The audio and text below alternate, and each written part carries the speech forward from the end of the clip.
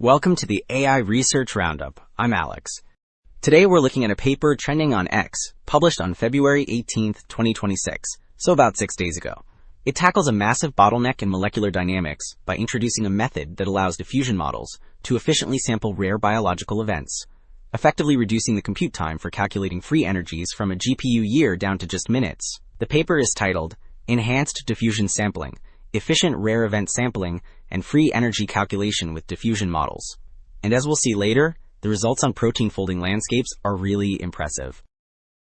To frame the problem, Table 1 compares traditional methods against this new approach. The top row illustrates that molecular dynamics struggles with both slow mixing and rare states. Even with existing enhanced sampling techniques, the mixing problem persists because trajectories get trapped.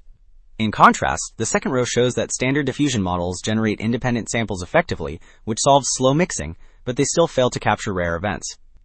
The paper's contribution targets that bottom right corner, combining enhanced sampling with diffusion to solve both limitations simultaneously. To visualize the core idea, Figure 1 presents a simple one-dimensional experiment. In panel A, on the far left, the energy landscape has two wells, but the one on the right is a rare event with high energy, so standard sampling misses it. Panel B, just to its right, demonstrates the solution. The method applies a tilt or bias that flattens the energy barrier, making the rare state easy to visit. The payoff appears in the bottom row, panel circa. As the energy difference increases from left to right, the standard unbiased method in blue takes exponentially longer to find the correct value, while the orange enhanced method converges almost instantly. Panel D, back in the top right, confirms this scaling. Standard diffusion costs skyrocket, but the enhanced approach stays efficient regardless of the difficulty. Next, Figure 2 highlights a major advantage regarding kinetic traps. The left side, panels A and B, shows a standard landscape where both the new umbrella diff method in blue and traditional sampling in orange accurately match the true free energy. The challenge appears on the right, in panels C and D, where a hidden energy well is added to trap simulations. In the bottom right graph, panel D, the traditional orange line deviates significantly because the simulation gets stuck. However, the blue umbrella diff line remains perfect, showing it can bypass barriers that block standard time-based simulations. So Figure 3 switches gears to the meta-diff algorithm, illustrating how it iteratively conquers a double well potential. On the far left, the unbiased column shows the problem.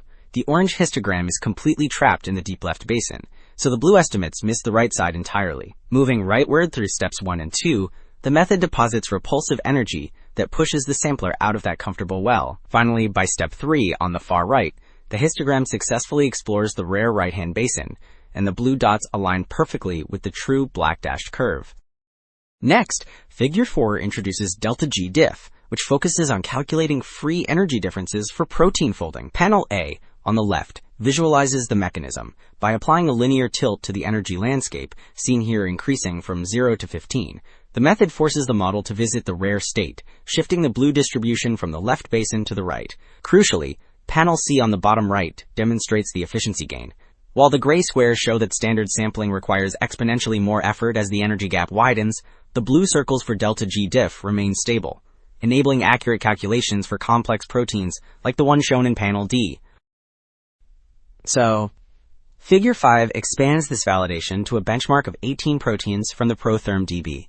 Each panel tracks the failure rate for a different protein, where failure means finding 0 unfolded states in a batch.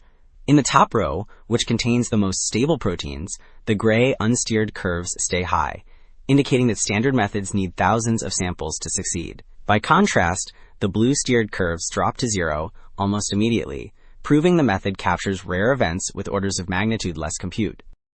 While Figure 5 focused on finding the state, Figure 6 tracks the actual accuracy of the free energy calculation. This grid plots convergence for the same 18 proteins, showing error rates on the vertical axis against sample size on the horizontal.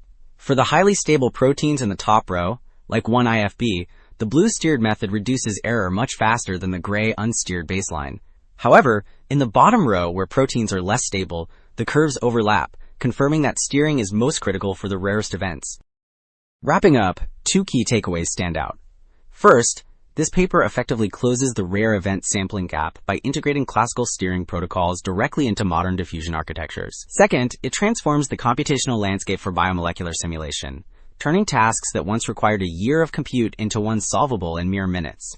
This shift suggests a future where generative artificial intelligence doesn't just predict static structures, but rigorously maps dynamic energy landscapes. That's it for this episode of the AI Research Roundup. I'm Alex, thanks for listening.